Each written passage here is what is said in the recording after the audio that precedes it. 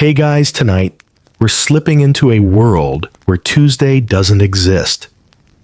Birthdays are outlawed, and your watch is lying to you because someone in Paris decided that time itself was due for a revolution. Welcome to the French Republican calendar. It's year 2, Thermidor, around the midnight hour. But don't get too cozy, because under this calendar, midnight is no longer the middle of the night, and Thermidor isn't a month most people even remember. Picture it: cobbled streets, wet with summer rain, tricolor banners wilting on their poles, and distant echoes of boots in a city too nervous to sleep. Somewhere behind closed shutters, a government clerk is awake, scratching out the old date and replacing it with the new. Not July, not Monday, not even the 28th. It's the 10th of Thermidor year 2, and it might just be the last day of someone's life, because if you've forgotten your new holidays, your paperwork, or how to say tomorrow in revolutionary French, you're in trouble.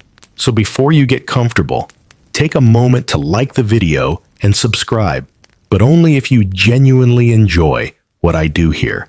And let me know in the comments where you're watching from and what time it is. There just don't use the Gregorian calendar, or Robespierre might rise from the grave. Now, dim the lights, maybe turn on a fan for that soft background hum, and let's ease into tonight's journey together. You walk through the darkness of a Paris transformed, where even the stars feel like they've been assigned new names. The streetlights flicker on what used to be the Rue Saint-Honoré, but has now been renamed Rue de la Loi, Law Street. Because saints are out, logic is in. You pass a baker's shop shuttered and quiet, but you can still smell the ash from the day's last loaves, each one weighed not in pounds or ounces, but in decimal grams. Even your footsteps feel different here. The days aren't broken into the same rhythm you once knew. No Sunday bells to orient you, no midweek lull, no gentle rise toward the Sabbath. It's just day 1 to day 10. Over and over, the decade, a 10-day week with only one rest day decade at the end. If you're used to weekends, too bad. You're on revolutionary time now, comrade. The air feels strangely electric. Not just from politics, though those are everywhere, but from the calendar itself. It isn't just a list of days. It's a manifesto, a weapon, a statement that the monarchy, the clergy, the entire medieval order is dead and time must die with it. You pause at a corner where an old church used to stand. It's gone now, replaced by a temple of reason. Inside, where candles once flickered beside stained glass, a bust of Rousseau sits beneath an awkward banner that reads, "To be a citizen is to be divine." You're not sure what that means. No one really is. But what you do know is that you are standing inside a completely reinvented version of time. Because when the French Revolution reached its fever pitch, the leaders of the new republic decided that changing kings and laws wasn't enough. No, if they wanted to purge France of its feudal, religious, and royal past, they had to start with the calendar. Historians still argue whether this was visionary or just completely bonkers. Some call it the most logical calendar ever made. Others say it was a bureaucratic nightmare with a poet's soul. But either way, it happened. For 12 intense years, from 1793 to 1805, France abandoned the world's standard calendar and invented its own, 12 months, each with exactly 30 days. None of this 31 1 month 28 and other nonsense. Every week, 10 days, every day divided into 10 hours. Each hour split into 100 minutes, each minute into 100 seconds. A perfectly rational decimal system. Very enlightenment. Very confusing. But there were quirks. For example, each day had a name not named after gods or emperors or Norse warlords, but after vegetables, animals, and tools. Instead of St. Valentine's Day, you might get Day of the Hoe. Agricultural, not romantic. Tonight, the calendar reads 10, Thermidor Year 2. It's the anniversary of Robespierre's downfall. But no one says that aloud, not here, not now. Instead, they observe it in silence in new time. Because in this new world, even memory must be reconstructed. You walk past a printing house, still clanking away into the night. Inside, a tired apprentice is laying fresh type, not with the date 1794, but with year 2. And if he gets it wrong, if he accidentally prints the date in the old style, that's grounds for suspicion. Revolutionary time is strict. But even in the silence, even as the rain begins to fall and the lanterns flicker low, you feel it, that twinge of awe. Because this isn't just a new calendar. It's a new world ticking forward 1 decimal second at a time. You wake the next morning to a different kind of sunlight, softer filtered through the dusty shutters of a revolutionary lodging house. Someone outside is arguing about radishes. Someone else is sweeping cobblestones with the self-importance of a man who believes history watches him. You stretch, but something feels off because your internal clock, like everyone else's, is broken. You don't know what weekday it is. In fact, there aren't weekdays anymore. There's only the number today is the 11th of Thermidor, and that's all you get. No Tuesday, no Wednesday, no comforting anchor that tells you how far from Friday you are. Just numbers. Just the metric march of time. And it didn't happen by accident. You get dressed, rough linen. Of course, nothing aristocratic, and step into the street where the bakery sign has been changed again. Not the name, but the operating license posted beneath it, stamped with an official revolutionary calendar date. The old one, the bourgeois calendar, has been scratched out violently in red ink. You make your way toward a public notice board, hoping to find your bearings. Instead, you find a pamphlet nailed up with excessive enthusiasm. Why the old calendar is a prison. It screams in bold type, and just below it, a faded broadsheet with the proud title, Year I Begins, the Tyranny of Time Ends. You pause and read, letting the words crawl into your bones. Because once upon a time, this city lived by a rhythm, shaped by monarchs and monks. The 7-day week was steeped in religion every month, wrapped around feast days, saints' anniversaries, and sacred seasons. The Gregorian calendar, the one you grew up with, was Christian to its very core. Sunday was sacred. Christmas marked the year's heartbeat. Even leap years had papal approval. The revolutionaries, they hated all of it.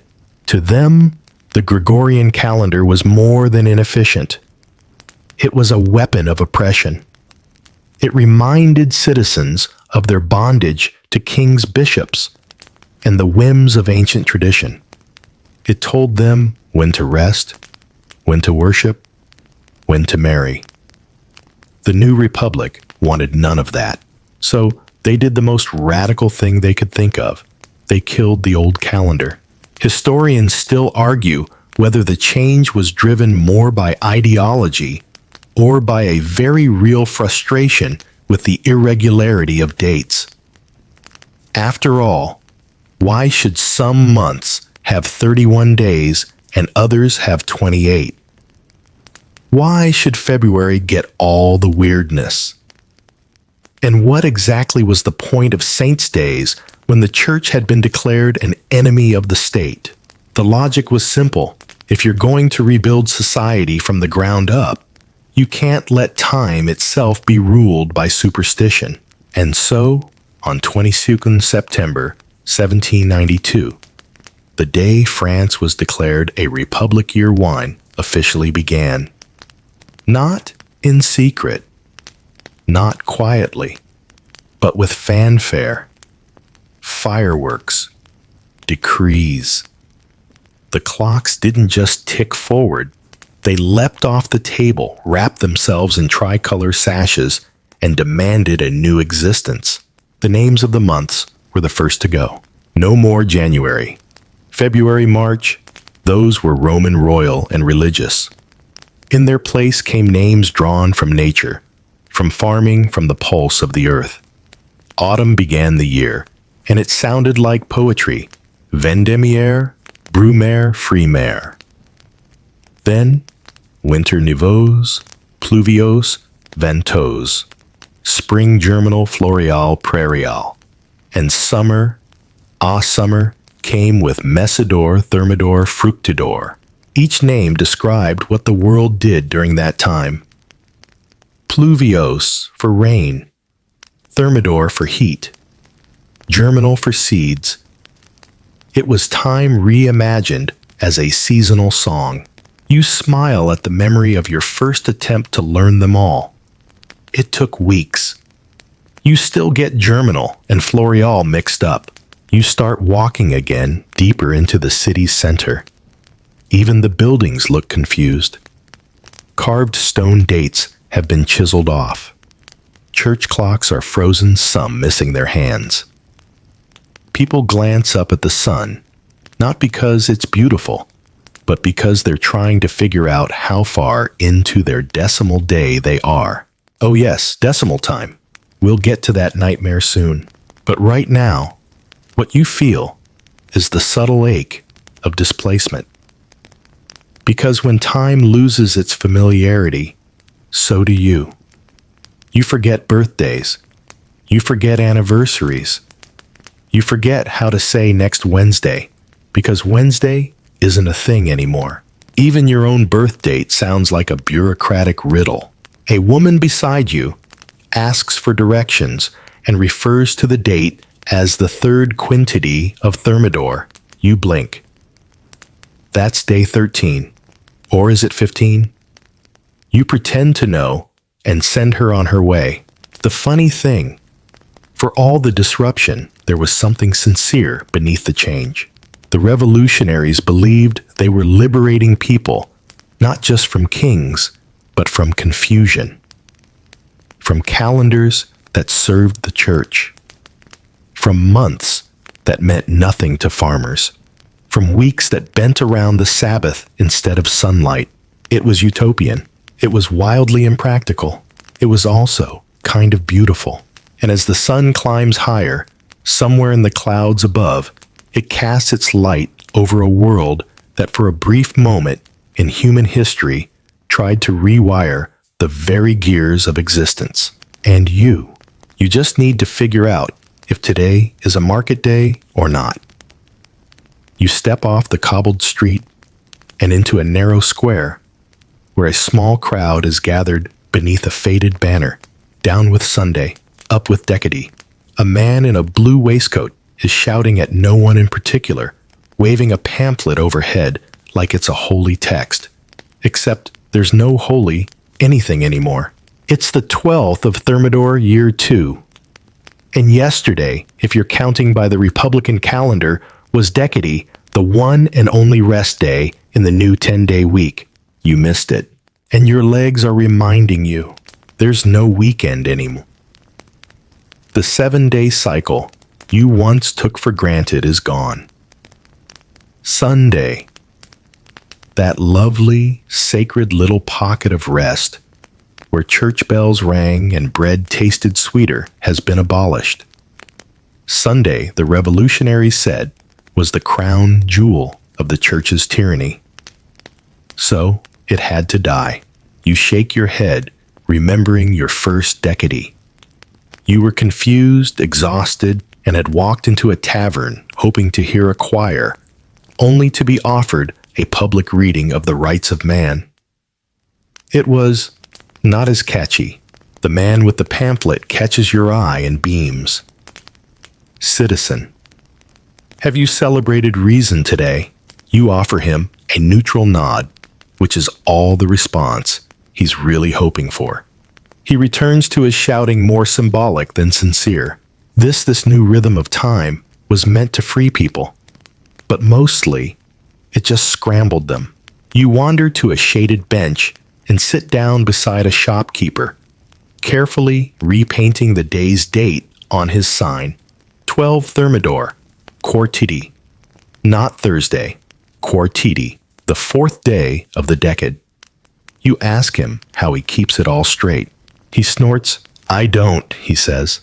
I write it on my hand every morning. The revolution had declared war on memory itself. Not just who ruled you, but when you lived. In this world, Sunday was now just the seventh day of forgetting. Replaced by Decadii, the new festival of reason. On every 10th day, you were to rest, attend civic ceremonies, maybe clean your neighborhood fountain, and listen to speeches about liberty. You miss Sunday. You really, really do. Historians still argue whether the destruction of the 7-day week was a bold political masterstroke or just a massive headache dressed up in Enlightenment theory. Because here's the thing. The 7-day week, as chaotic as it is, had been around for over 2 millennia. It spanned continents and cultures. It gave people rhythm balance, something to count on. The new 10-day week. It stretched work-muddled markets and exhausted everyone from butchers to bureaucrats. Try telling a baker to go 9 days without a real break. Or a teacher. Or a street cleaner who can't remember whether tomorrow is primity or sextity. Even the revolutionaries struggled. You walk past a classroom where a teacher is drilling children on the new week. Repeat after me. Primiti, duodi, triti, quartiti, quintiti, sextiti, septiti, octiti, noniti, decadi. The children respond in sleepy unison. One yawns halfway through octiti. Another mutters something about missing church. The teacher glares. You remember how the calendar reprogrammed everything, even the cycle of rest and exhaustion. Under the Ancien Regime, Sunday wasn't just spiritual. It was a social glue. A time for markets, for weddings, for gossip in front of the bakery. Without it, people began to feel adrift. That's why Decadi festivals were invented. They were supposed to replace religious services with civic ones. No hymns, just oaths. No incense, just banners. No saints, just the Republic. One time, you watched a Decadi ceremony where a group of citizens dressed in sashes stood around a bust of liberty reciting from Rousseau, while a musician plucked a harp. A child released a dove. It got caught in a banner and fluttered there awkwardly. No one knew what to do. The priesthood of the old calendar had been replaced with a bureaucracy of timekeepers. They published new almanacs. They printed date converters. They created charts to help people remember if Thermidor had 30 days it did, or if Pluvios began on a Friday, which it didn't. Fridays don't exist anymore. You look up at the clock tower in the square. The hands still move in circles, but no one trusts them. The faces have been altered to include decimal hours, 10 of them, instead of the usual 12, and the citizens below pretend to understand. You don't even look. You've learned to judge time by the shadows on buildings. Because here's what no one tells you. Even when you change the calendar, people's bodies remember. Your stomach still expects lunch on a seventh-day cycle. Your dreams still schedule themselves around old birthdays and feast days. Your sense of rest, it refuses to follow the party line. And yet, there's something hypnotic about it all. The numbers, the syllables, the way each month flows like a line of poetry. Niveaux, pluvios, ventos. Even the weeks have a cadence. You catch yourself whispering them, sometimes, just to feel like you belong. The city bell tolls again. It's Quartiti, the fourth day of the week. And you, like everyone else, are still trying to find where you fit in a calendar that erased everything you used to know. You spend the afternoon wandering past the dusty skeletons of old rhythms. A market half filled with sullen vendors who can't remember whether this is a proper trading day. A tailor's shop closed early because his assistant thought it was nonidi. It's not. It's still Quartiti. But who's counting? No one, apparently. You pass a barber sitting idle on a stool flipping through a torn government gazette with the date year 2 Quartiti Thermidor 12. He mutters something about missing his old calendar. Says it, let him feel the weeks new, when to stock extra candles, when to expect weddings, when to raise his prices before St. Joseph's Day. Now, there is no St. Joseph. There is no day. Only the flat drum roll of the decade. The 10-day week had a clean mathematical symmetry, 1 decadi for rest, 9 to labor. But in practice, it was chaos. Shopkeepers were exhausted. Factory workers were confused and peasants. They just ignored the whole thing and kept working by the sun, the soil, and the songs they remembered. You duck into a nearby wine shop where a group of old men play cards beneath a crooked sign that reads, "Open every octady unless decadi." None of them know what day it is. One raises his glass and sighs. "My bones say it's Saturday," he mutters. "But I suppose my bones are monarchist." They laugh, and you do too, because that's what it comes down to. The body remembers what the mind is forced to forget. The 7-day week had been etched into habits, muscles, conversations. The decade, this shiny new rhythm of reason, never stood a chance against centuries of muscle memory. You sip watered wine and let your mind drift. Historians still argue whether the decade was meant as a real social experiment or just a symbolic rejection of Christianity.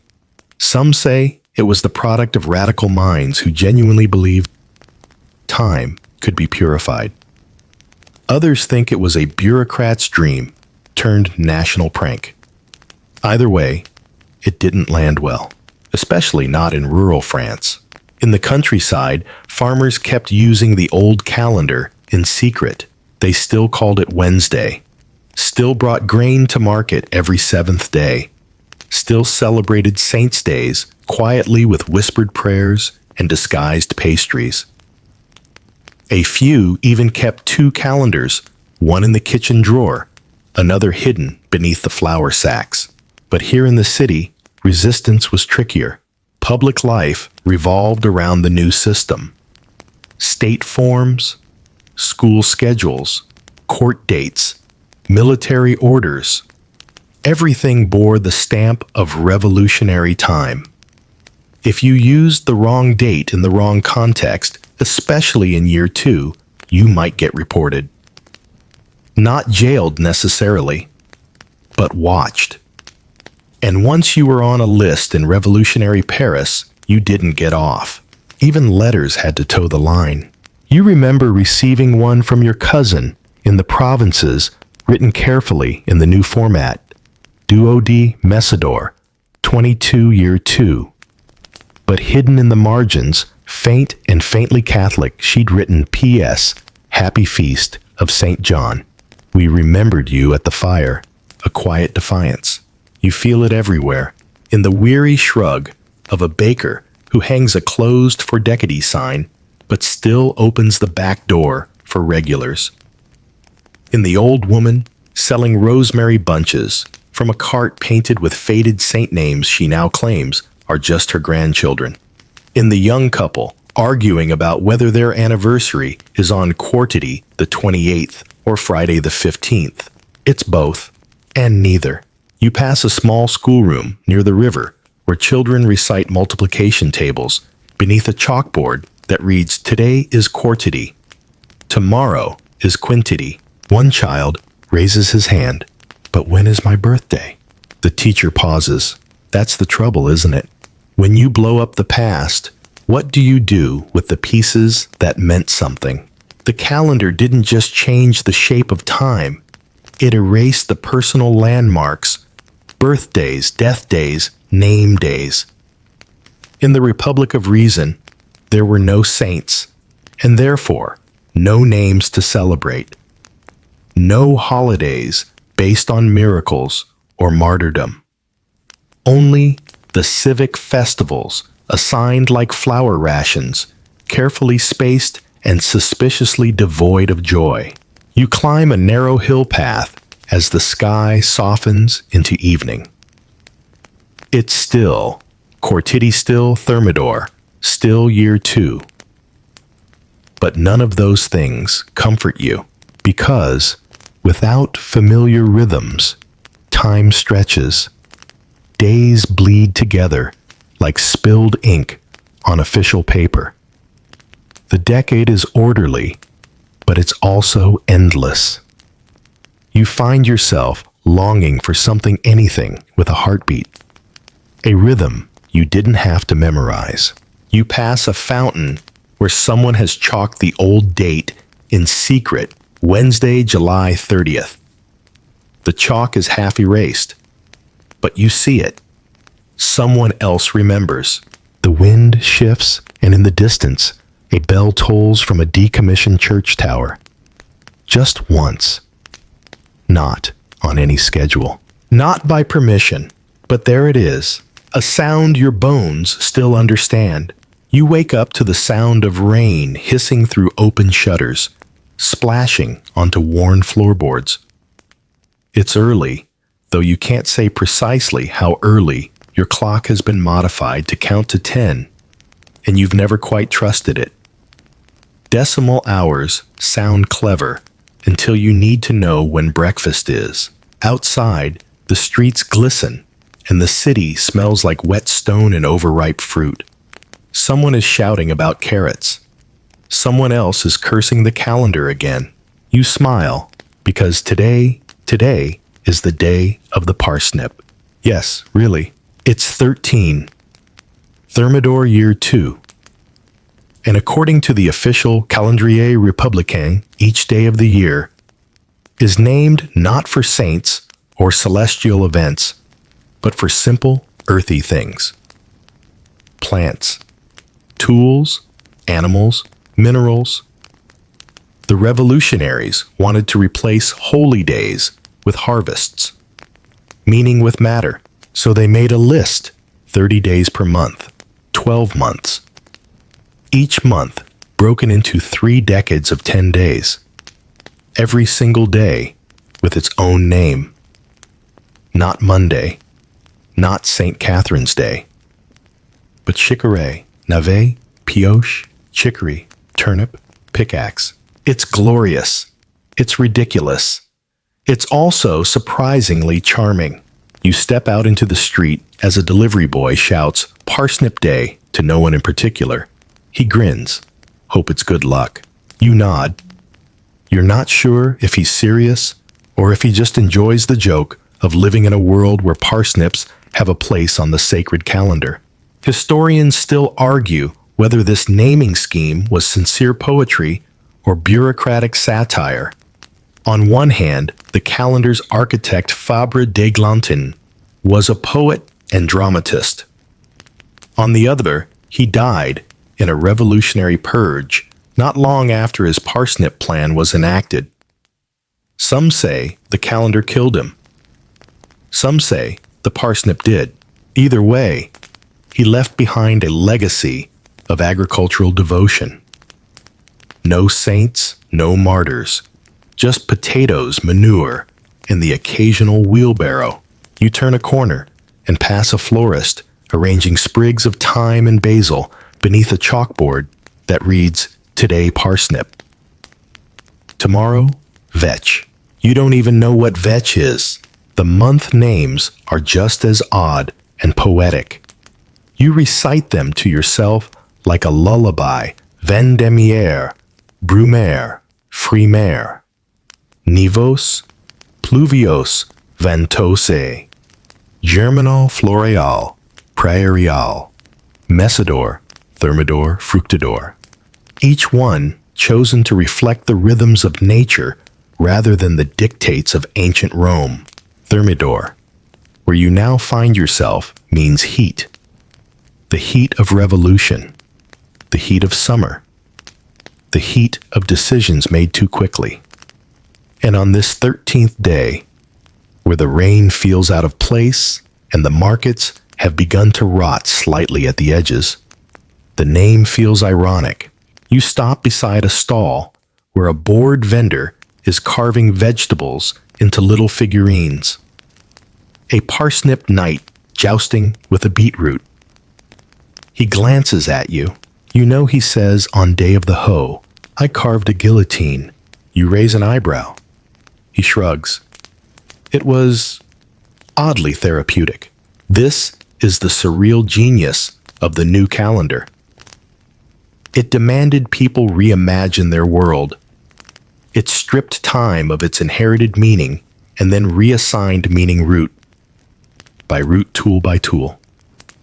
Days of the hammer, the dog, the sage, the honeycomb. An entire year rebuilt from soil.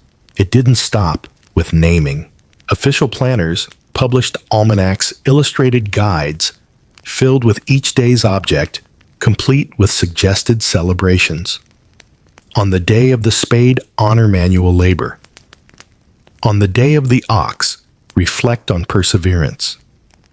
On the day of the pumpkin, maybe bake something orange and hopeful. You wonder what kind of pastries people made on Gourd Day. Somewhere, down the avenue, a group of school children marches in a crooked line, chanting the month names aloud. Their teacher waves a tricolor baton like a maestro, pausing dramatically before each syllable. One child trips on pluvios. Another mispronounces fructidor as frightenedor. The others laugh. You do too, because it's all so earnest. The revolutionaries really believed that naming the world differently would change it. That by replacing saints with seeds, they would uproot old beliefs and sow something new, something rational, natural, virtuous. But people aren't made of perfect systems. They're made of memory, of habits, of stubborn affection for names they learned in childhood. And so for every person who greeted Turnip Day with excitement, there were 10 others who still lit candles on All Saints and called it something else. Quietly, carefully. Often in their kitchens, where the calendar didn't reach, you keep walking. Past the print shop that sells mini almanacs with vegetable drawings. Past the tailor stitching little plant names into children's cuffs. Past a wall where someone scrawled in charcoal, "Bring back Saint Honoré." You smile, then stop beside a bakery where the chalkboard reads, "Parsnip bread." 5 sous, not revolutionary. And that perhaps is the calendar's legacy. Not revolution, not tyranny, but this strange, arranged tenderness. A city where parsnips, scythes, and goats once had their day literally, and where memory survives in corners, jokes, and half-erased chalk. It's the 13th of Thermidor. You are alive, and you remember how strange it is to mark time by roots and rain. The rain clears by mid-morning, and with it comes a sudden weight in the air, a kind of sticky summer heat that creeps down your collar and makes the cobblestones hiss with steam. It's still Thermidor after all. The month of heat, the month where even the revolution once burned too brightly. You trudge through a garden near the old Palais Royal, where children chase each other under chestnut trees and toss petals into the wind. A street poet is reciting something about the geometry of July to an audience of one bored pigeon. You pause, because Thermidor isn't just a poetic name, it's part of a whole seasonal philosophy that shaped the new calendar. You remember the structure, 12 months each, with exactly 30 days. 3 months per season. 4 perfect quarters of time all lined up like military drills. And each season wasn't just spring, summer, fall, or winter. They had names, moods, personalities. Autumn begins the year not January. The season of harvest and ferment. Vendémiaire, vintage. Brumaire, fog. Frimaire, frost. Winter follows with névosa snow, pluviose rain, and ventose wind. Brutal, simple, honest months, named not for emperors or gods, but for the things that sting your skin and soak your shoes. Spring rises with germinal germination, floreal blooming, and prairial meadows. A gentler season, but still radical, designed not to honor rebirth as religion, but as revolution. Seeds, not souls. Then comes summer, where you now stand. Messidor harvest, Thermidor heat, and Fructidor fruits. It's the season of ripening, of decision, of consequences. You sip lukewarm water from a public fountain shaped like a liberty cap and lean against the rail. Thermidor, in particular, has a reputation. It's not just a hot month, it's the hot month. The one where robes stick to backs, tempers flare, and revolutions die. It was the 9th of Thermidor year 2 when Robespierre fell. One day, he was the voice of virtue, the next a man bleeding on the floor of the convention. Historians still debate what the Thermidorian reaction truly meant. Was it a restoration, a pause, a betrayal of principles, or just the inevitable crash after a year of blood speeches and a calendar that tried to teach people how to think? You look around the park. A boy kicks a ball made of rags. 2 women argue gently over whose turn it is to mind the laundry line. A dog naps beneath a bench. Life continues, even in Thermidor. But you remember a poem you once heard scribbled on a cafe wall? In Thermidor, the grapes grow fat, but the truth rots faster than that. The calendar wasn't just about structure, it was about vision. It imagined time as something natural, earthy, and pure. No more borrowed days from ancient Rome. No more moonlit rites. Just clean, universal rhythms. Everything grounded in agriculture, in reason, in the soil beneath your feet. You pass a classroom where children trace the months onto wax tablets. Vendémiaire, Brumaire, Frimaire. One child pauses. But what about January? The teacher winces. Not anymore. You don't blame the kid. The names sound beautiful, sure, but alien, especially to a world that still holds on to the old calendar in whispers. January never really died. It just went underground.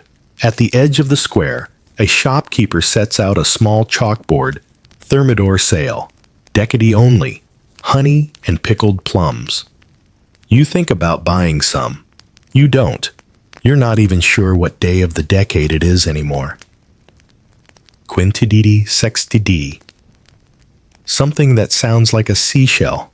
You walk instead, past a row of former churches, now serving as temples of reason. Their bells silence their naves, painted over with tricolor murals.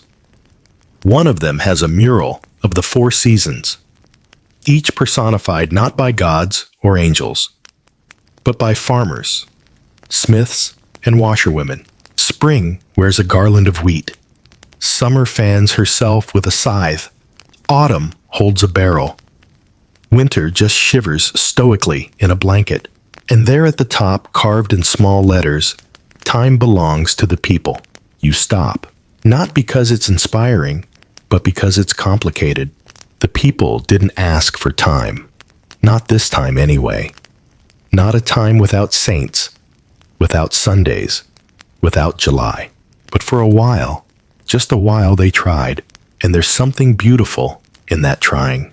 Something impossibly human in naming your months after fog and mud and apples, in tearing down emperors and replacing them with seasons. You sit on a low stone wall as the sun crests over the rooftops, baking the stones beneath you. Thermidor lives up to its name. Your shirt sticks to your back. The air tastes like iron and fruit, and somewhere nearby a clock chimes, not 12 times, just once. Maybe it's 3 in decimal hours. Maybe it's 10 o'clock in the world you remember. Either way, time continues. And here, in the heart of a calendar that tried to purify the seasons, you are reminded that summer will always smell like heat and stone and strange decisions, even if you call it Thermidor. You walk slowly now, dragging your fingers along a stone wall, streaked with old graffiti and fresh government slogans. The sun climbs higher, but you're in no rush. Because today, oddly enough, you've realized something you don't remember: your birthday. Not the real one anyway. You know the new date. It was converted and stamped on your citizen's card when the calendar changed. You were born on 23 Floreal year, -12, whatever that means. But what was it before? You try to calculate, tracing mental lines back through Vendemiaire and Messidor, trying to decode where April or May used to be. You give up, because the calendar didn't just rename the months. It erased the past. You cross a small bridge over the Seine, its iron railings wrapped in faded ribbons from a recent Decadi festival. A sign hangs off one side. Happy Birth of the Constitution. Sextidi. Messidor 14. You blink. That sounds significant, but you're not sure why. And there it is again, the familiar ache. In creating a rational world, the revolutionaries had to destroy irrational memories. Birthdays, name days, anniversaries, all those personal constellations that helped people navigate their own lives. They didn't fit into the new grid. They weren't universal. They weren't Republican enough, so they were written out. Saints were the first to go. With the church stripped of power, there was no need to honor the hundreds of holy names scattered across the old calendar. Gone was Saint Genevieve, Saint Martin, Saint Catherine of the Wheel. Gone were the festivals and markets and excuses to rest or bake or cry. Instead, the new days came. Turnip Day, Rake Day, Dog Day. You smile faintly. It's hard to put candles on a cake for Rake Day. You stop beside a wall covered in children's drawings, chalk scrawls of names and flowers. One says, "Happy Birthday, Marie," with a smiling sun over it. Below it, someone's crossed out Marie and written Citizen number 4287. Probably a joke. Probably. Historians still argue whether the removal of personal milestones was part of the calendar's logical structure or just a symptom of deeper cultural erasure. After all, what is a self without its dates? Without the memory of your parents telling you stories about a storm on the day you were born, or how your grandmother always sent cherry preserves each year on the same morning. You pass a baker offering small cakes shaped like fruit in honor of the apricot. He shouts, gesturing to the date board. 13. Thermidor, Apricot Day. A group of school children gathers. One asks, "Is it a holiday?" The baker shrugs. "Sure, why not?"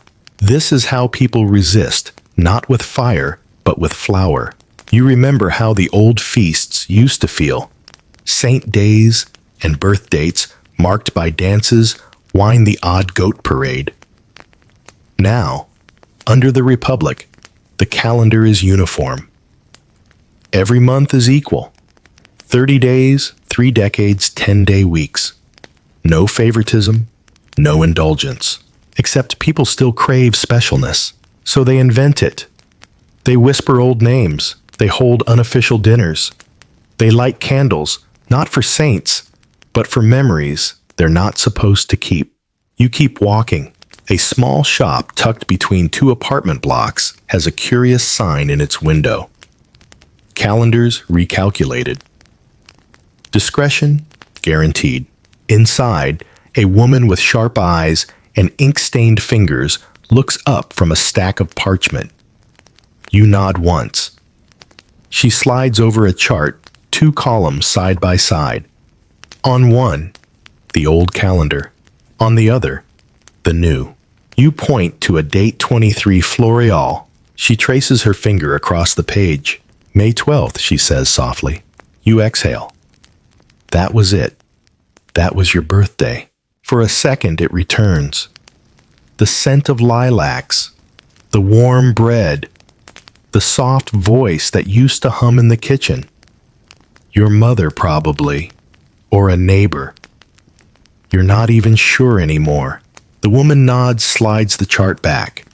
No words, no payment. Just memory offered gently, like contraband for the soul. You step outside, dazed. The city continues around you. Its people reshuffling their days, adjusting their thoughts, trying to believe that time is just math and paper and perfectly spaced decades. But you know better, because as much as the calendar tried to flatten your past into uniformity, memory resists. The people resist. A boy passes you with a red ribbon pinned to his chest. It says, "Je suis né le 4 juillet." I was born on July 4th. Underneath, someone added in pencil. So what? So everything. That's what they forgot. In trying to cleanse time, the revolutionaries had made it sterile. And in doing so, they overlooked the quiet ways people tether themselves to the world, a shared birthday, a festival, a date etched into a tree. You make your way back across the bridge, thinking of the drawings, the chalk, the cakes shaped like apricots. You were born in May. You remember now, and that's enough to feel human again.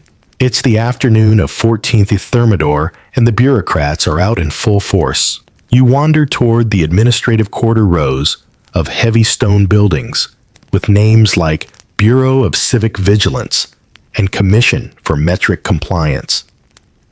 People queue in long, slow-moving lines, their eyes glazed, their papers clutched like lifelines.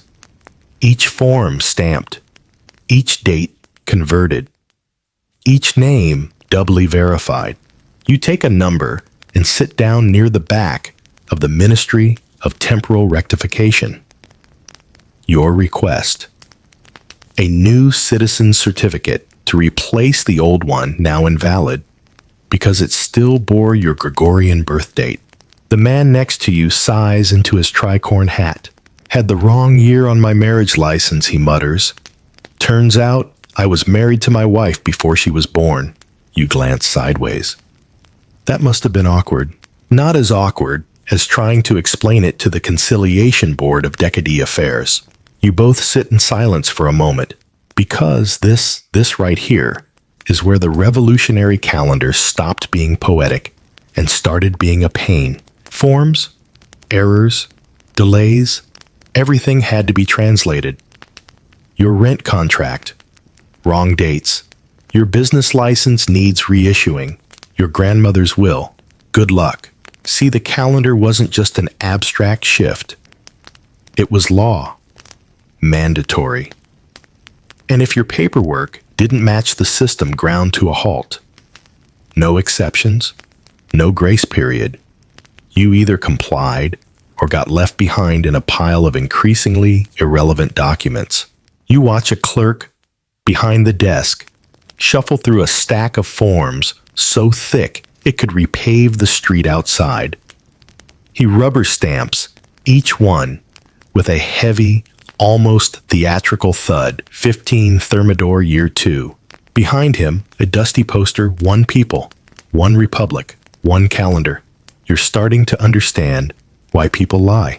Historians still argue whether the mandatory enforcement of the calendar was a calculated effort to control the populace or just a side effect of revolutionary optimism, spiraling into obsessive policy. But there's little doubt that the administrative nightmare it created reached every corner of French life. Take the decimal time system, for example. You glance up at the wall clock in the bureau. It's one of the new models, 10 hours on the face, each divided into 100 minutes. It ticks softly, mockingly, around a dial no one understands. Decimal time was supposed to be the crown jewel of reason. Divide the day into 10, even slices just like the weeks. Everything clean, mathematical. Enlightened. But the moment you try to schedule lunch, disaster. You once met a watchmaker who claimed he could build a decimal pocket watch. He ended up throwing it in the river. Said it made him hate geometry. You're called to the front. The clerk barely glances at you. He slides a form across the desk. State your name and your place of registration under the current calendar. You hesitate. The truth is, you don't know which version he wants. The corrected version, the original, or the interim one issued after the Festival of the Constitution. They all say different things. You choose one at random and hope for mercy. He stamps it, hard. You feel the table shake. Your new certificate will be ready in approximately 3 decades, he says without emotion. That's 30 days. You ask if you'll get a reminder. He stares at you. There is no Sunday citizen, he says. You will remember it yourself. You leave the office with a throbbing headache and a strange urge to eat cake shaped like a calendar. You duck into a nearby cafe where the menu is written in both calendars. One column reads Thermidor 14, Pioche Day. The other just says July 31st. Someone's added in tiny cursive, God help us all. You order a glass of lemonade and collapse into a corner. Around you, people murmur about the upcoming Sanskalatides, the 5 bonus days tacked on at the end of the year to make the math work. One man calls them the revolution's apology. Another says he celebrates them instead of his birthday. Someone else grumbles about trying to pay taxes across 2 calendars. He raises a toast to confusion, the truest legacy of liberty. They all clink glasses. You sip slowly, watching as a woman opens her wallet and pulls out an old coin, pre-revolutionary, tarnished, with the face of Louis XVI still barely visible. She rubs her thumb across it. Don't show that at the post office, she says, and slides it back inside. That's the thing about bureaucracy. You can reinvent time, rename days, reschedule markets, even replace saints with shovels, but people will always carry their own clocks. Some of them shaped like birthdays, others like heirlooms. You leave the cafe and re-enter the street just as the public bell rings out. not for the hour, but for Ducati preparation. A kind of reminder that tomorrow, people are officially allowed to rest. You don't plan to. You've got a new certificate to wait for, and perhaps a parsnip cake to buy. The next morning, you're woken by the sound of arguing geese. Apparently, someone brought livestock into the square for a civic market that was scheduled for quintity. Only today is nonity, or so. The city herald insists, shouting the date with wild certainty from the fountain steps. The geese don't care. Neither do the vendors. You rub your temples and step outside, where the argument has expanded to include 3 vendors, 2 scholars, a horse, and 1 very confident child who insists it's still sextiti because his uncle said so. And here it is in full bloom, the chaos of revolutionary time. Because, for all its elegance, its decimal symmetry, and agrarian poetry, the calendar never quite stuck where it needed to. Especially not in the places that actually fed France.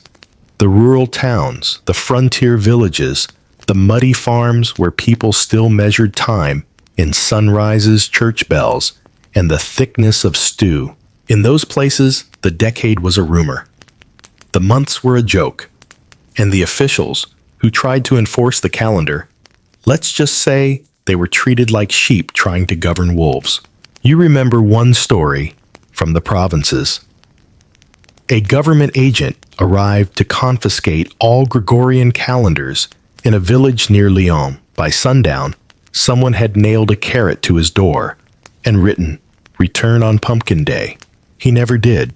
Historians still argue whether the revolutionary calendar failed because it was too rational or because it was too French. Designed in smoky salons and printed in fine fonts, it didn't account for the warm mess of human behavior. Peasants didn't want to count in decades. Shopkeepers didn't want to change all their receipts. Priests didn't want to stop ringing bells. And most people, especially outside Paris, didn't hate the old calendar. It may have been imperfect, but it was theirs. You walk into the market where someone's selling apples in bundles of 10 under a sign that says decade friendly next to him. Another stall sells cheese in quarter wheels labeled Frimaire Special. The irony, it's still Thermidor. You approach a cheese seller and ask what day it is. He sighs. In Paris or in real life, you don't know how to answer that. The government tried everything to make it stick. Mandatory date conversions, decimal clocks in public squares, inspectors who checked that people were using proper decade terminology. There were even traveling lecturers who explained the virtues of the calendar using diagrams, pamphlets, and on at least one occasion, a puppet show. You remember seeing one of those as a child. A puppet of time, wearing a powdered wig, was guillotined by another puppet wearing a tricolor sash. Then everyone sang a song about liberty and asparagus. It was memorable, but all of it couldn't replace how real people use time.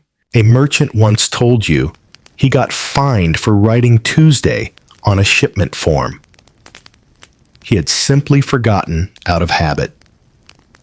His shop assistant whispered that most clients still use the old days when placing orders. Old calendar for money, she'd said new one for inspectors. The market reflects this quiet rebellion. A sign lists prices for bread.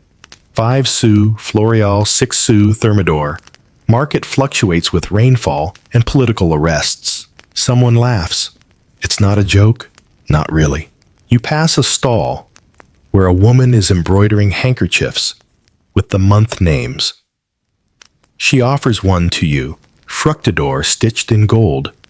You decline politely. You're not sure you'll still remember the name next week. She shrugs. No one does, she says. But the thread is real. There's a kind of dignity in that, isn't there?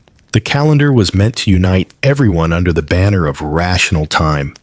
a shared civic identity free from kings and popes. But instead, it revealed just how stubbornly people hold on to chaos, to tradition, to their own sense of when. You walk to the edge of the square and watch a priest in plain clothes bless a child, quietly, discreetly, on what he claims is the feast day of an old saint, though the official calendar calls it the Day of the Flail. They both seem to believe it. You lean against the wall and close your eyes. All around you, the city ticks not in decimal hours, but in footsteps. Arguments, smells of roasted chestnuts, and the sound of a distant violin playing something achingly old. The calendar can change, but time belongs to the people. Afternoon settles like dust across the rooftops of Paris, warm and golden with shadows that stretch too far for how early it supposedly is. According to the government's decimal clock, it's the 7th hour. According to your stomach, it's late for lunch. According to your bones, it's whatever day came after confused. You make your way down a quiet street where a small crowd is gathering around a public speaker, standing atop a box once used for fruit. His voice is sharp, his clothes a little too clean for this side of the river. He's reading from a pamphlet with the confidence of a man who has been paid to believe it. The calendar is not merely an instrument he proclaims. It is a mirror of reason, a rhythm for the Republic, a hymn to the cosmos. You stop, not because you believe him, but because this particular sermon is new and deeply ambitious. Behind him, a large linen banner flaps in the wind. It reads, "Time is revolutionary, and the heavens are republican." You raise an eyebrow, because this is Robespierre's legacy. You lean against a warm wall and watch the crowd, most of whom seem more interested in the speaker's hat than in his ideology. Still, his voice cuts through the dusty air. To live by Thermidor, he says, is to live in harmony with the stars.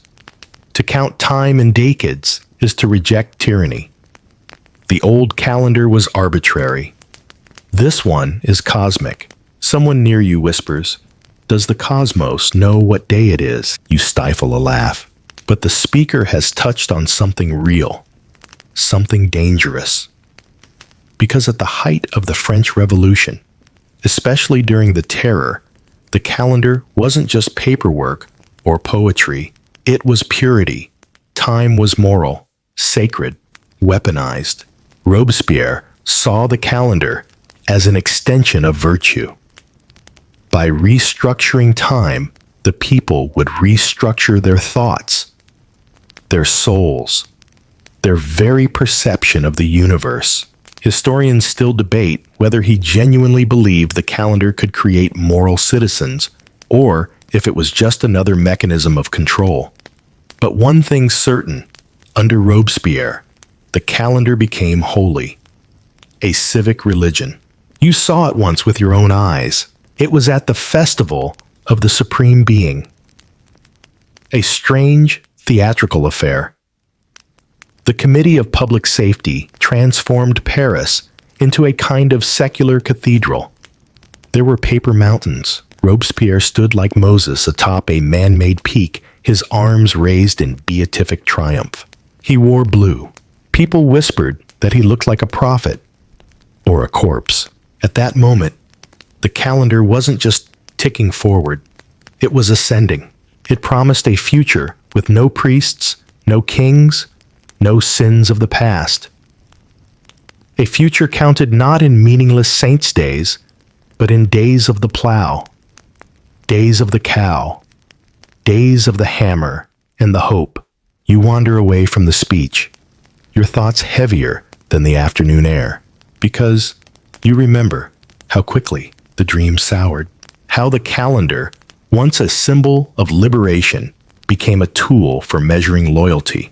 If your bakery posted the wrong date, were you a royalist? If you baptized your child using the old calendar, were you a counter-revolutionary? If you celebrated your wedding on St. Martin's Day, even accidentally, did that mean you wanted the monarchy back? It was never about the days themselves. It was about what they represented. Time became a test. And Robespierre, he was its high priest. You reach the edge of a public square where the remnants of another civic festival linger, red, white, and blue streamers tangled in a tree. A faded placard honoring the first decade of Thermidor, Day of the Pickaxe. You sit on a stone bench. A woman nearby hums an old church melody beneath her breath. Not loudly, just enough that you can catch it if you listen. She makes eye contact and stops. You nod. There's an understanding. Because even now, even in the cleaned up, renamed, rebranded rhythms of revolutionary time, the old notes still play. They just play quieter. You think about the decimal hours. Again, the attempt to divide time into perfect slices like cheese at a civic feast. You saw one of the few clocks that still ticks in that fashion. It looked like it was trying to behave, but each click seemed apologetic, unsure. No one uses them anymore. They were too early, too clever, too lonely. You pull a scrap of paper from your pocket. Scribble today's date, Thermidor 15 year 2. Then below it, August 2nd, 1794. 2 times, 2 truths. Only one of them fits in your mouth without hesitation. The sun dips lower. Someone plays a flute on a rooftop. The speaker from earlier has vanished. The crowd has dispersed. But the idea that time can be rewritten to reflect the will of a nation that lingers like incense. The calendar wanted to be a mirror of reason. Instead, it became a mirror of power. And now with each passing decade, fewer people are looking into it. Evening cools the edges of the day. As you step into a small clockmaker's shop near the Rue du Faubourg, the bell above the door gives a tired chime, like it's been asked to measure too many hours lately. Inside, the air smells of oil, iron, and stubbornness. You've been here before, once, maybe twice, but the layout hasn't changed. Gears line the shelves like sleeping insects. Long case clocks lean against the walls, all of them paused, awaiting hands or purpose. In the corner, a dust-covered showcase holds 3 oddities: a brass sundial, a watch with a decimal face, and a mechanical rooster that never worked properly, even in the best of times. The shopkeeper is hunched over a bench, squinting at a gear the size of a coin. He looks up when you step in. Decimal or traditional? He asks. You hesitate, just curious. He nods slowly. That's what everyone says. He gestures to the decimal watch in the case. No one wants them anymore. Beautiful little failures. You step closer. The face is clean. 10 numbers in a perfect circle. No 12, no 6. Each hour, theoretically 2.4 of your old ones. 66 minutes long. Each minute 100 decimal seconds. And yet the thing is lovely, shiny, optimistic, completely unusable. You remember the first time someone tried to explain decimal time to you. It was during the early phase of the calendar's implementation. A street lecturer had drawn diagrams in chalk, explaining that 1 decimal hour would help the brain work cleanly. That symmetry would breed clarity. You left with a headache and a biscuit. Decimal time was part of the calendar's grander ambition to unify everything from laws to lunch breaks. If we could just simplify time, reshape it into something perfectly ordered, we might become better people. But the human body is not decimal. It doesn't sleep in tidy slices or think in hundredths. It pulses in rhythms carved by sun and shadow, appetite and exhaustion. Decimal hours meant dinner came too early or too late. Sleep was interrupted. Bells rang at odd intervals. People missed meetings, missed church, missed life. Historians still argue whether the decimal clock was meant to last or if it was symbolic from the start, a gesture of allegiance to logic. Either way, its real-world adoption was a disaster. Factories didn't convert. Postmen ignored it. Even Paris ground zero for rational time couldn't be bothered to follow it consistently. The shopkeeper offers you a chair. You sit. Watch as he tinkers with the sundial, wiping it carefully with a cloth that's older than the Republic itself. I used to believe in it, he murmurs. Thought we could build a better world if we just measured it differently. And now you ask. He shrugs. Now I repair clocks. People bring in the broken ones and ask for the old numbers back. You glance around. Several pocket watches tick away on a shelf, quietly, contentedly using 12-hour faces. Familiar hands. Familiar ticks. Do you ever fix the decimal ones, you ask? He smiles, sad and proud. Only for collectors or liars. You thank him, leave a few coins on the table, and step back outside into the night. The streets are quiet. Lamps flicker. The city exhales. You pass a boy sketching in chalk on the pavement. He's drawing a clock face, big and round with numbers up to 10. He writes revolutionary time in loopy letters underneath, then pauses. He rubs it out and starts again, this time with 1 to 12. He doesn't look ashamed, just tired. You think about all the people who tried to make decimal time work, the architects who rewired their buildings to reflect the new hours, the workers who stood at factory doors waiting for 10th hour bells that never came, the parents who tried to teach their children how to tell time from a sun that didn't care what calendar it obeyed. Time, it turns out, is loyal only to its own rhythms. You pass a fountain where water drips steadily in the quiet. Not in decimal. Not in any measured way. Just in its own cadence. Irregular. Real. You sit nearby and pull out your old watch. It's battered. Pre-revolution.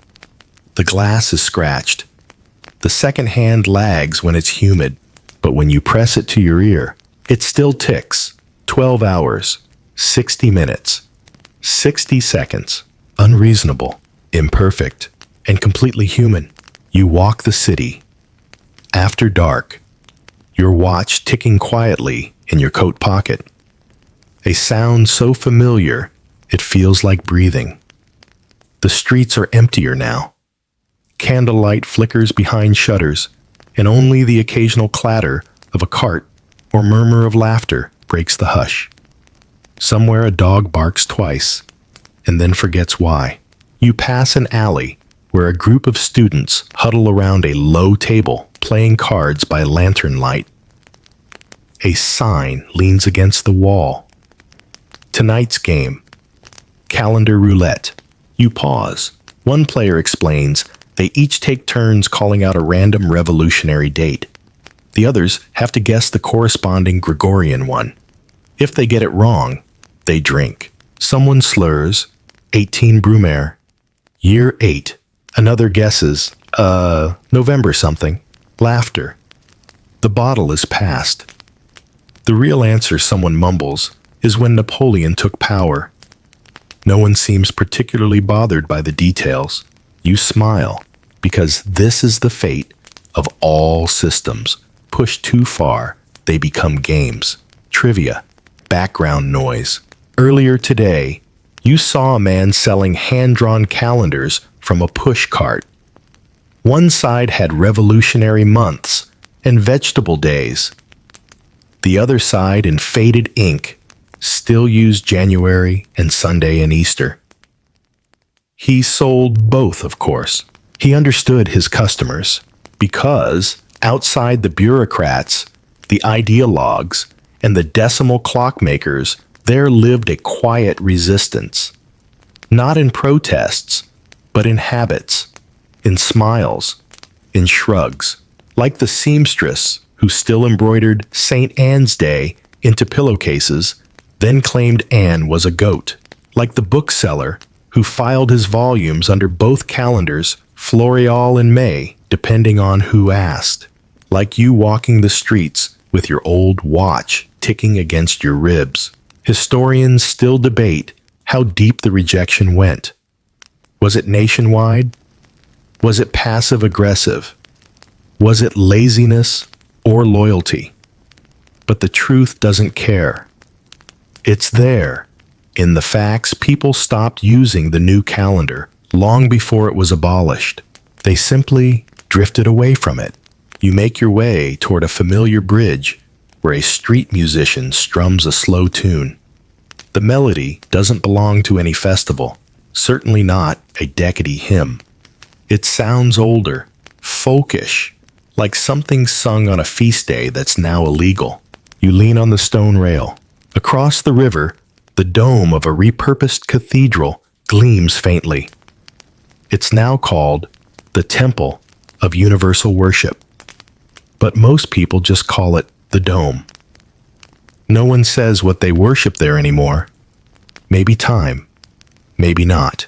And below the dome, in one of the wide squares, a statue still stands. Not of a king, not of a general, of time. A man with a shovel in one hand, a tree branch in the other. No clock, no scythe, no wings, just the patient tools of farmers, of gardeners. You watch a group of children playing nearby. One climbs onto the statue's base and waves a stick, pretending to be the embodiment of Fructidor. Another yells, "No, you're Messidor." They argue. Then they laugh, because no one really remembers anymore. And that's how it ends for most revolutions, not with guillotines or treaties, but with forgetfulness. Not suppression, but mispronunciation. The words blur. The systems erode. Not with fire, but with shrugs.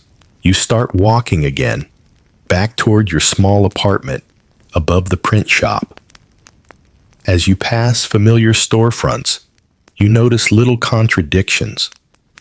Gregorian date books next to tricolor posters, Catholic holy cards tucked discreetly beside almanacs that still mention Parsnip Day. The coexistence isn't polite, it's practical. At your door you pause.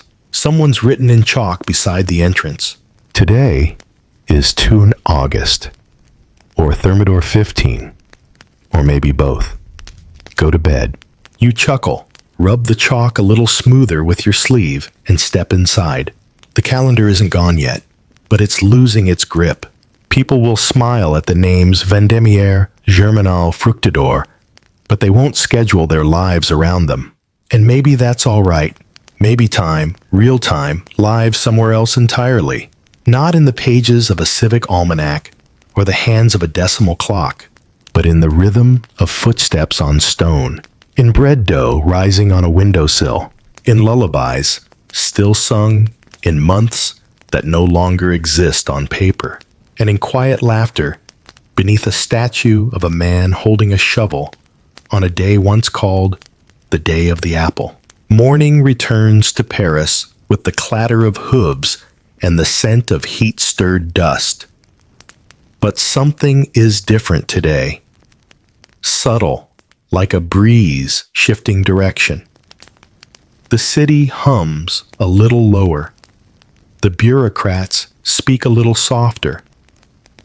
And the man on every corner, the one who usually shouts the revolutionary date with the bravado of a town crier, he's not there.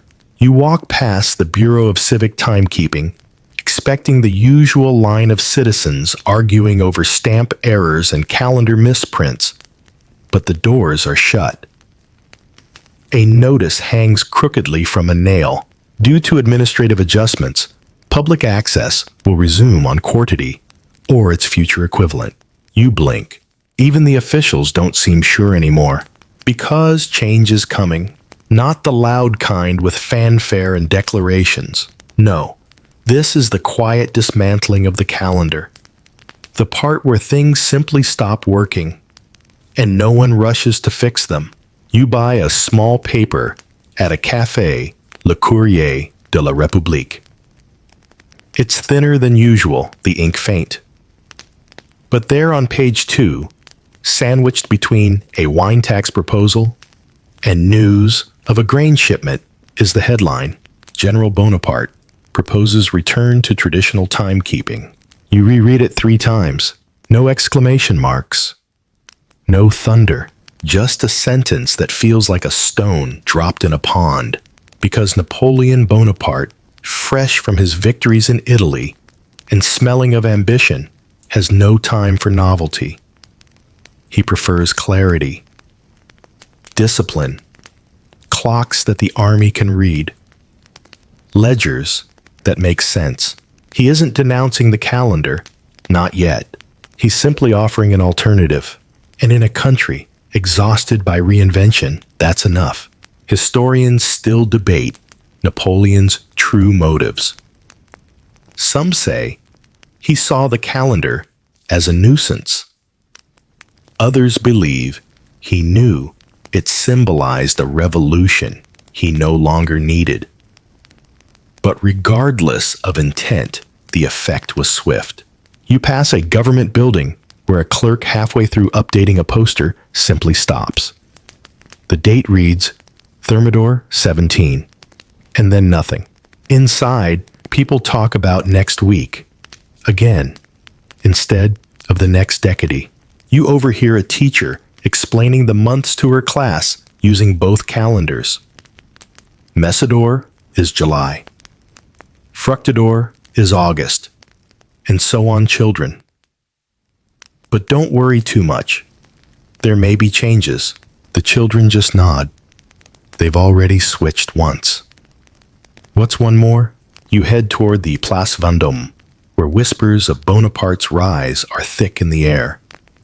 A bookseller has stacked pamphlets titled The Empire and Its Order beside dusty almanacs still advertising Ho-Day celebrations. You stop to leaf through one of the almanacs. Its pages list all 365 Revolutionary Days, parsnip scythe ox soap, and one extra for leap years, the Revolution. You wonder if anyone will celebrate that next year. The seller shrugs when you ask if they're still printing them. I'll sell what's left, he says. Then maybe I'll just go back to Saints. And there it is again, that shift. Not rebellion, not outcry, just return. A creeping readoption of what once was. January, March, Sunday, birthday.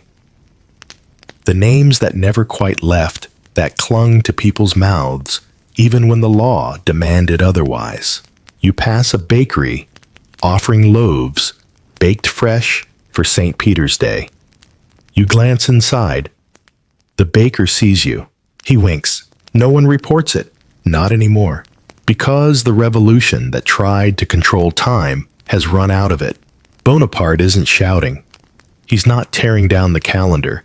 He's just ignoring it, letting it slip through the cracks of useful governance. A general doesn't need decimal minutes. He needs soldiers who know when to march. You stop by a fountain where 2 men are arguing over what day it is. One insists it's still Thermidor. The other says it's August. A third walks by and says it's Thursday, and no one corrects him. You realize you don't feel sad. Not really. The calendar was beautiful in theory. A system built from rain and apples, shovels, and lavender. But it always felt like borrowed shoes too tight in the wrong places. Now they're slipping off. You head home as twilight bruises the rooftops, watching as the streets of Paris prepare for another Ducati no one will rest on. Because somewhere in a quiet chamber, A man in military uniform has begun reorganizing the world, and he prefers clocks that strike 12. The next morning, you wake to the sound of real church bells. You lie there for a moment, eyes open, letting it settle in low and measured, echoing off the stone like the sigh of an old god. For a second, you think you're dreaming. But no, the bells toll again. Not from some repurposed temple of reason, from an actual church. You sit up. Someone somewhere rang them on purpose. You step outside, and the street feels different. Not wild, not chaotic, just relieved. A little looser. Like Paris has unclenched its jaw. There's still a man shouting the date at the corner, but he hesitates halfway through Thermidor 20 year 2. He trails off. No one corrects him. No one listens. A child nearby tugs his mother's hand and asks if it's almost September again. She nods and doesn't mention the calendar. You walk down to the river where an old friend is feeding pigeons near the quay. She waves you over and holds up a folded sheet. It's a broadsheet printed by a small daring press, the kind that publishes before official permission is granted.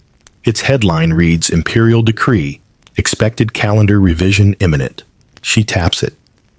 They won't cancel it, she says, just shelve it, like a play nobody wants to perform.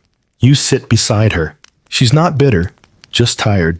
You remember the day of the plow, she asks. You do. You remember the celebration that never quite made sense, where officials handed out speeches children sang about wheat, and a cart full of tools was paraded through town like royalty. Back then, she says, I thought it was going to save us. Clean things. Make sense. You don't say anything, because it did make sense on paper.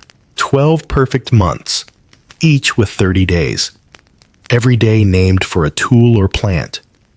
A 10-day week, one rest day. Decimal time, all of it built like a poem written by a scientist. A clock designed by a dreamer. But dreams are fragile, and people are stubborn. You pass a kiosk selling calendars the old kind.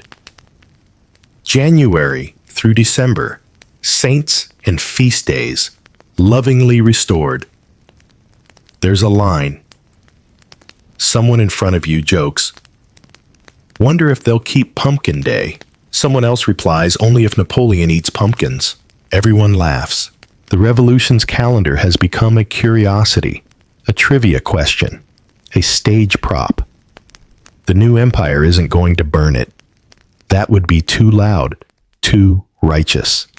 It will just let it fade. Historians still discuss what did survive, because not everything was swept away. The names lingered. Fructidor, Thermidor, Germinal. Those stuck in the French mind. They weren't just month names. They became eras, phrases loaded with memory. Since Germinal meant since the uprising. Thermidor meant the fall of the radicals. Even decades later, newspapers would refer to crises as new Thermidors, and the structure of the calendar, its rational precision, its daring break from tradition, inspired reformers, artists, and even other countries. People tried to create new calendars in Russia, in revolutionary Mexico, in small communes, in experimental utopias. Most failed. Some simply never started. But the idea survived. That time itself could be redesigned. That calendars are not eternal, but chosen, agreed upon, negotiated. You turn onto your street and find someone has chalked a list of both month systems on the wall. Thermidor above, August below. Each day matched, paired, translated. One last act of calendar diplomacy. You pull your watch from your pocket. Still ticking in 12 hours. Still defiantly imperfect, but it feels like yours again. You pass the bakery. The window reads, fresh rolls for St. Anne's Day. And below that, in smaller script, also Happy Turnip Day if you insist. The woman at the counter winks. Covering all the bases, you buy a roll and step back into the street. Overhead, the bells ring again, this time from two different churches. Competing tones, like old friends remembering how to talk. A child skips past singing the days of the week Monday, Tuesday, Wednesday. No one stops her. No one whispers primity and correction. You glance back at the bakery window. Your reflection stares back soft, unsure, but real. The calendar tried to rewrite time, but time, it turns out, rewrites us back. You wake just before dawn. The sky still dark and wrapped in that hushed velvet that only exists when the city hasn't fully stirred. You lie still listening. No bells, no proclamations, just a distant cartwheel creaking and the gentle whistle of a man sweeping stone. The calendar is still here technically. Today is Thermidor 21 year 2, but no one says it anymore. At least not out loud. You step outside and head toward the Jardin des Plantes, a place where time seems to breathe differently. The trees don't care what day it is. The bees certainly don't. And in the pond at the center, a duck bobs peacefully in revolutionary indifference. This morning you're thinking about the sansculotades, the bonus days, because the calendar had a problem, even in its perfection. 12 months of 30 days. That's 360.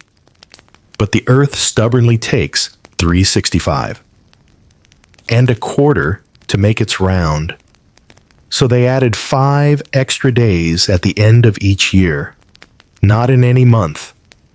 Just floating 5 days out of time. Sansculotades, they were called, named for the common people of the revolution. The ones without fancy trousers. The soul of the streets. The calendar gave them 5 days to celebrate everything that didn't quite fit anywhere else. They had names too. Virtue Day, Genius Day, Labor Day, Opinion Day, Reward Day, and in leap years, a 6th, Revolution Day. You smile, sitting on a bench beneath a fig tree, imagining what those days must have felt like. No saint, no sun cycle, no week. Just a day devoted to a single concept. A baker once told you his father proposed to his mother on Genius Day, said it was fitting. She was smarter than him, and he was wise enough to admit it. You like that story. Historians still wonder about these floating days. Were they truly secular celebrations of human ideals, or just a patch for an imperfect equation? Either way, they were oddly magical. Not tied to production or prayer, but to imagination. A child once told you he liked Reward Day best, because sometimes, he whispered, it feels like the calendar is saying thank you. You wander toward a small cafe, opening its shutters early. A woman sets out chairs humming something old. You ask if she's ever celebrated the Sansculotades. She nods. Every Opinion Day I serve 2 cakes and let people argue. And Reward Day, she shrugs. No one remembers what to do with that one. You sit, sip a small cup of bitter coffee, and feel the city stretch its arms beneath the warming sky. Above, clouds begin to gather, slow and soft, the way they do before autumn starts to whisper. The revolutionary calendar, for all its ambition, couldn't erase seasons, couldn't standardize longing, couldn't regulate the ache of late August. Because time isn't just math. It's memory. It's touch. It's the breath you take when you hear a name you haven't spoken in years. You close your eyes and remember the rhythm of the months as they were taught to you long ago. Vendémiaire, Brumaire, Frimaire, Nivose, pluviose, ventose, germinal, floreal, prairial, messidor, thermidor, fructidor, and then those final five. The sansculottides, time set aside. Not for crops, not for kings, but for us. You rise, stretch, and begin the slow walk home. The streets are beginning to fill. No one mentions the calendar. But in chalk on the side of the bakery, someone has drawn a little star with the words, "Tomorrow is Virtue Day." Bring something kind. You smile. Maybe the calendar didn't fail. Maybe it just became a story. A strange, beautiful, overcomplicated, deeply human story. And now, with each step toward your door, you carry it with you, not in your paperwork, but in your bones. Time moves forward, but it also remembers. The street fades behind you as you climb the stairs to your room, each step soft beneath your feet. The key slides into the lock with a quiet click, and the door opens to the kind of hush you only get when the world is holding its breath between chapters. You close it gently behind you and exhale. Inside, the light is golden. The kettle whistles faintly. A book lies open on the table, its pages curled like a cat in sleep. And somewhere beyond the reach of clocks, time slows. No decade, no Sunday, no thermidor or fructidor. Just now, you light a candle, not because you need it, but because the flicker is comforting. The flame dances, casting gentle shadows. Your shoulders soften. There's no need to check the date. The world outside will still turn. And in that turning, the revolutionary calendar remains not as law, but as memory. A whisper of a time when people believed they could change everything, even the sky. You sit. The clock ticks. You breathe. Let it all fall away. The decimals, the decrees, the days of the parsnip and the pickaxe. There is nothing left to calculate tonight. Only the slow rhythm of your breath, the warmth of the room, and the knowledge that you are and have always been part of time's quiet, imperfect song. Close your eyes, let it hold you, and rest.